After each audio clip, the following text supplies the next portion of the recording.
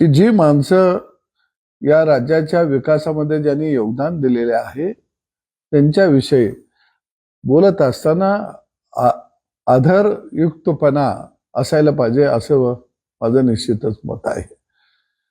आमदार गोपीचंदजी पडळकर हे माझे सहकारी आहेत.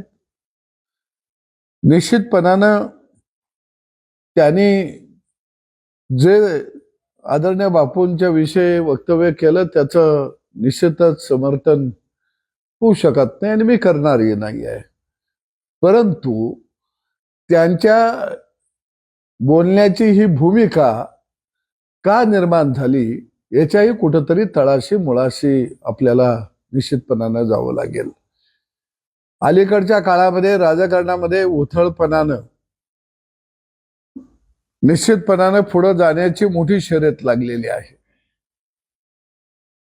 एका बाजूला प्रस्थापित व्यवस्था ही विस्थापितांच्या विरोधामुळे कुठंतरी डळमळीत होते आहे असं एकंदरीत या राज्यातलं चित्र आहे. आणि विस्थापितांच्या लेकरा बाळांना जर तुम्ही कमी लेखलं तर ती लेकरं बाळ निश्चितपणानं आक्रमकतेनं पुढे येतात. त्याचं उदाहरण म्हणजे आमदार गोपीचंद पडळकर आहे. त्यांच्यावर तुम्ही अनेक खोटे गुन्हे घातले, अनेक खोट्या गुन्ह्यामध्ये त्याला अडकवण्याचा प्रयत्न केला.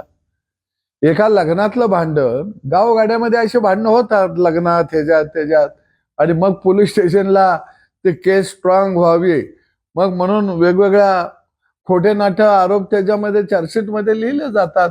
कपडे फाडले, अंगावर धावून आले, तलवार दाखवली, काठीनं मारलं, गज होते, मग माझे ब्लाउज फाडलं, असं सगळं येतं. मग गळ्यातले चैन तोडून नेले, मणी मंगळसूत्र तोडलं, हातातले अंगठी गेले, केशातलं पाकिट गेलं. हे गावगाड्यामध्ये वर्षानुवर्ष चालत आलेलं आहे. आणि तुम्ही जर त्याला सगळे मंगळसूत्र चोर बनायला लागला. अरे ते लग्नात भांडणात झालं तर आणि ते खोट्या केशी दाखल होत्या. मग मला वाटतं की महाराष्ट्रातल्या स्वतःला जे ज्येष्ठ म्हणत आहेत, श्रेष्ठ म्हणत आहेत, तुमच्या तर तोंडातनी असली भाषा सुटते का रे बाबा? तुम्ही काय महाराष्ट्राला द्यायला लागलाय?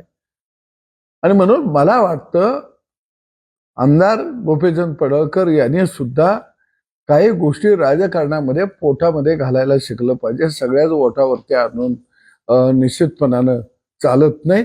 हा लंबे रेस का घोडा आहे. बहुजन समाजाचं विस्थापितांचं नेतृत्व या व्यक्तिमत्वानं करावं असं मला वाटतं.